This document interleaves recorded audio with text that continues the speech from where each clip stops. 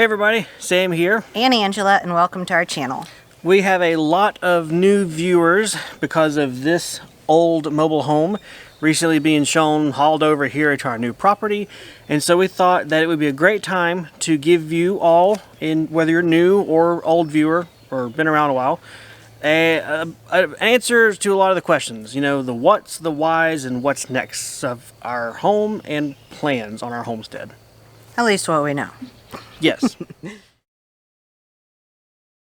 To catch people up on the history of our home, it is a 1988 Palm Harbor mobile home. Single wide mobile home. Yes. 14 by 70 to give you dimensions.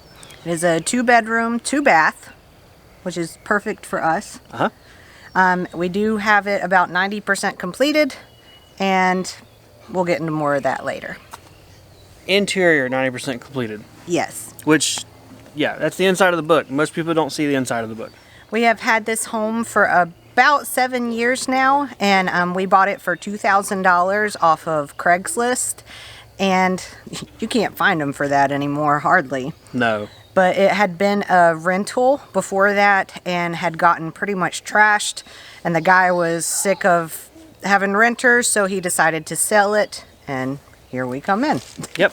That's when we got it, and we moved it to our property in North Carolina, and then here most recently, you saw it be hauled from North Carolina to here in Tennessee. To also help you out, in case you're new, there are a lot of videos in our YouTube library showing all the stuff we've done to this home.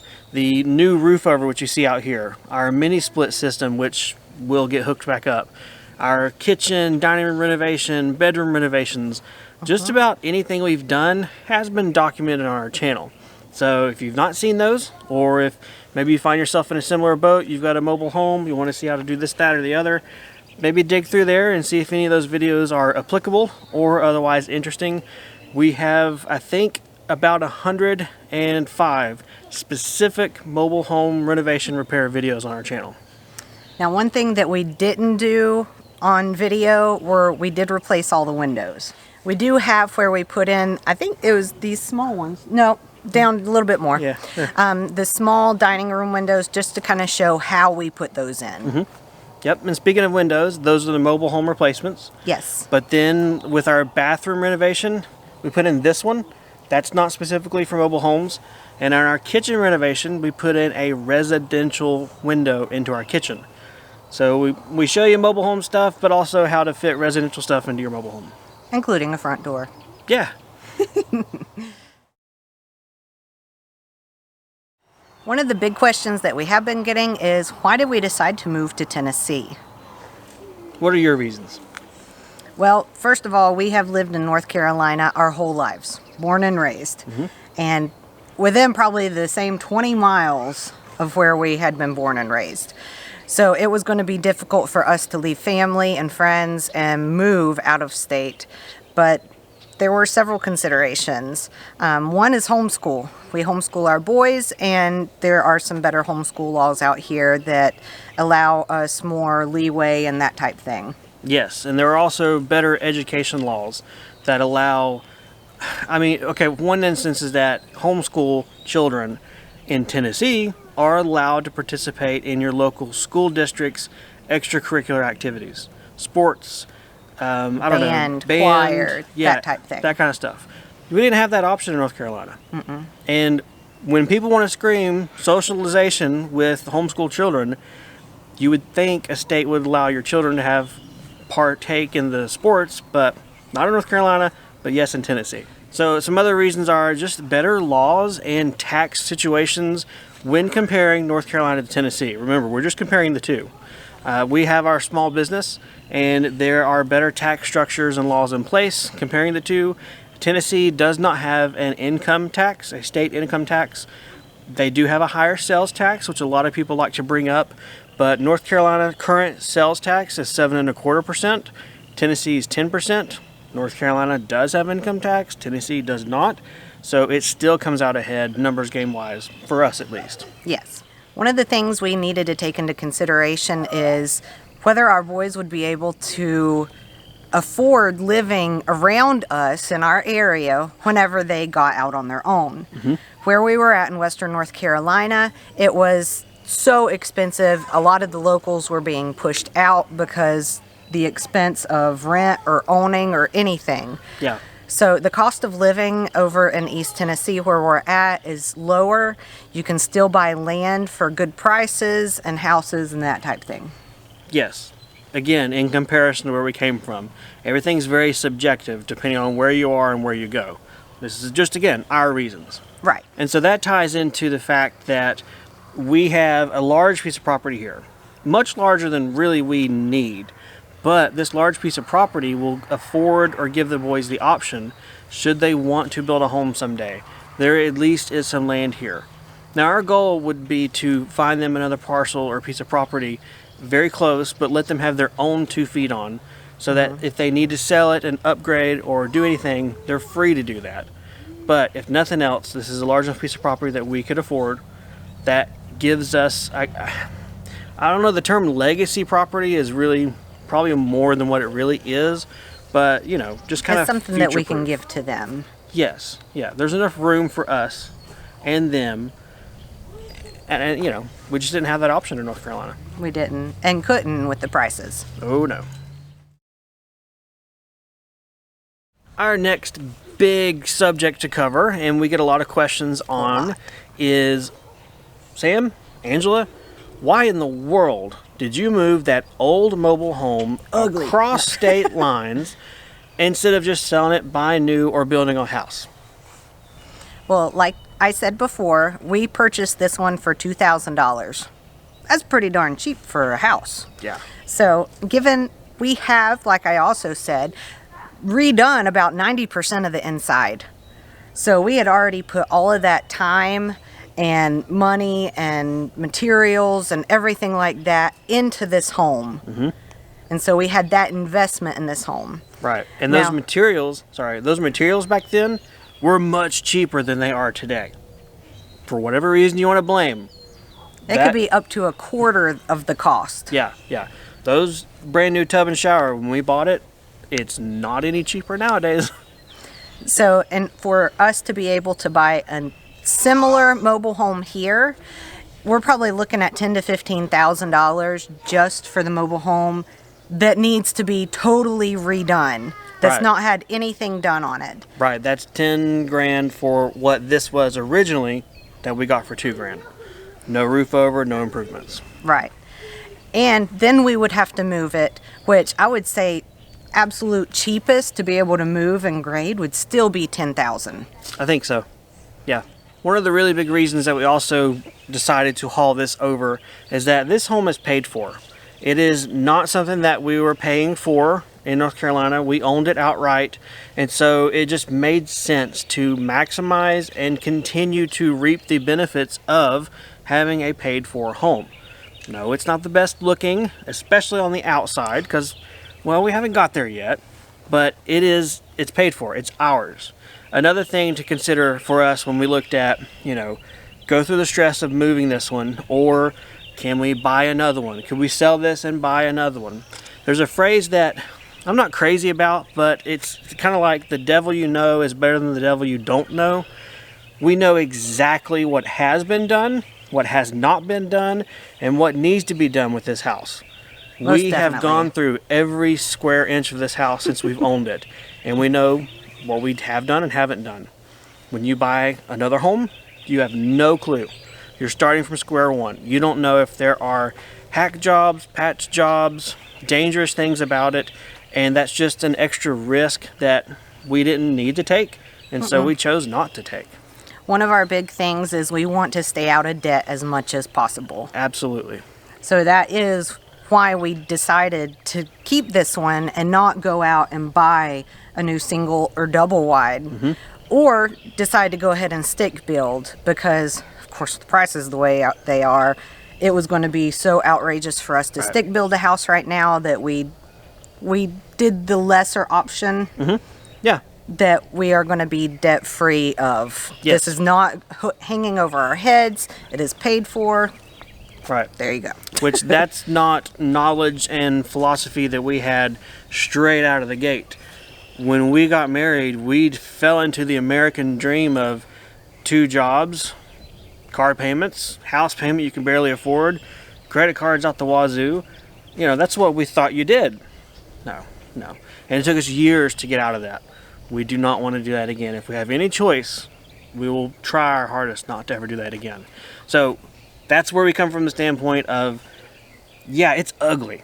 I mean, the house is ugly, especially on the outside, but it's paid for, and that is such a sweet thing. Yeah, ugly and sweet uglies. It's such a huge amount of stress that we don't have. Yes, we have the stress of it's not pretty, but I mean, I'm not in the looking pretty business, so. Oh, please. One last thing in this section that I will mention because it is something worth knowing.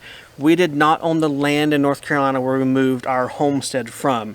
That was family land. We were given the area to use, but we could not use it in the sense of selling it as a complete package, taking our profits, benefits, and money, and buying something else here in Tennessee. So that is something I definitely wanted to mention for anyone who didn't know, and a reminder for those who may have forgotten. We just didn't have that bargaining chip, or I don't want to say bargaining chip, we didn't have that as an option, where that is probably not really common in real estate. So most people probably assumed, why didn't you just sell? Why are you doing all this and that? That's why. We couldn't. Yep. One of the next big points that we wanted to hit was, how much does it cost? What did we pay to get our house moved, this area graded, all that type of thing? Right. So altogether, it did cost us $16,000, and that was for grading and moving the trailer.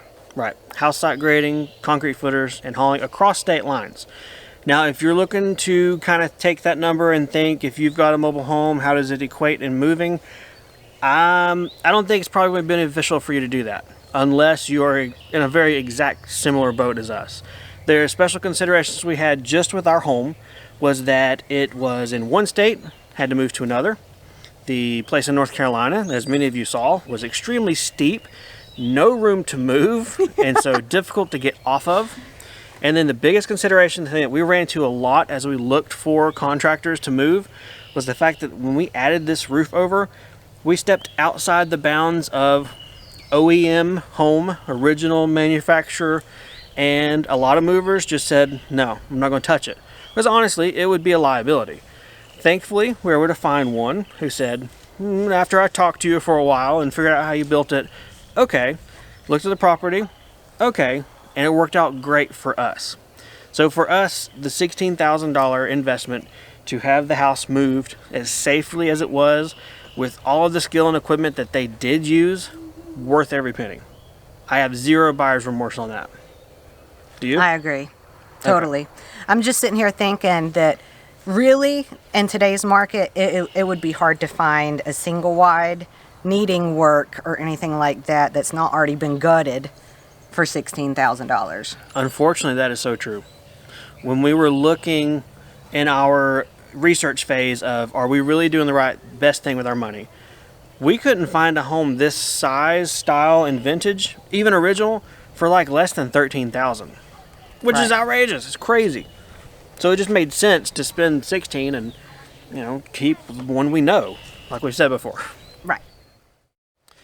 So I hope that answers all of the common questions, the burning questions that if you're new to our channel, maybe you didn't know, didn't have our history a little bit of, and hopefully helps explain why we did what we did. So with that covered, let's go ahead and talk about what exactly is next on our plate, what we have left on our to-do list to officially move into our home and get our CO, or Certificate of Occupancy, from the county where we live. Well, right now the house is just sitting here. It has nothing hooked up to it. Right. So we need to get our water hooked up, which is run on the property already. We just have to get it run to the house. We need septic put in, which we have to have a pump system on our septic because it has to get pumped uphill to a better area. Right. We also need underpinning. Some places do not require you to have underpinning to get your CO, but where we are right now, it does. Mm-hmm. We also need the plumbing hooked up. The sewer, yes. Yes, septic. The sewer pipes. And we also need electric hookup.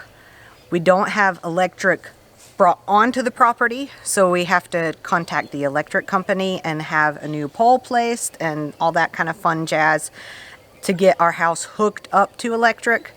But you don't actually get it hooked up until you get your CO. So it's not like you can sneak in and live in your house before you get your CO. I mean, okay, you could argue the point. You could if you want to, but you're not going to have any power. And depending on where you live, your county or local jurisdiction may have the right to remove you. So don't do that. Speaking of, while we're on that subject real quick, we'll take a pause on that one. We are in our camper now. We have filed everything legally with our county. They know we're out here in our camper. We have the waivers and everything filled out, the forms. We're 100% on board because that's what you should do. If you're looking to move to an area and you're not familiar with it, ask if they allow this kind of stuff. It's a great way to find out whether or not you probably want to live or don't want to live in that area. How lax or how forgiving they are really will maybe be a consideration you might want to consider. Okay, back to what we're talking about.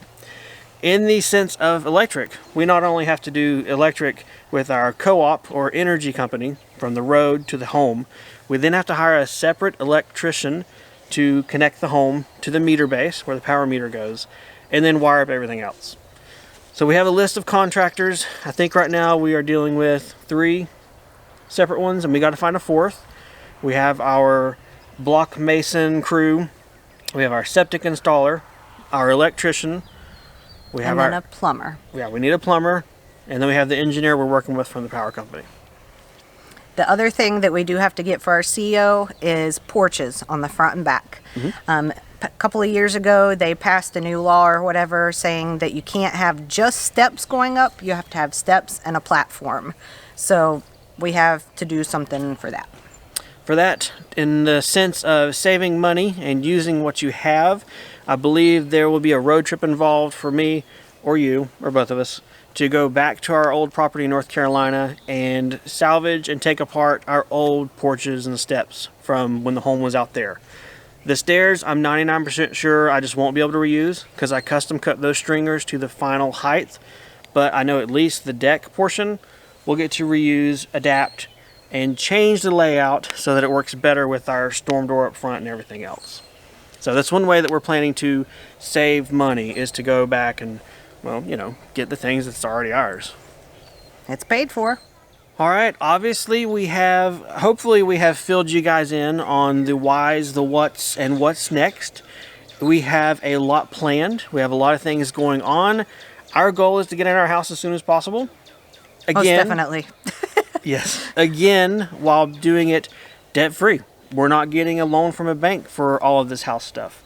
We have been saving for a year, literally a whole year, and we are hoping our piggy bank survives.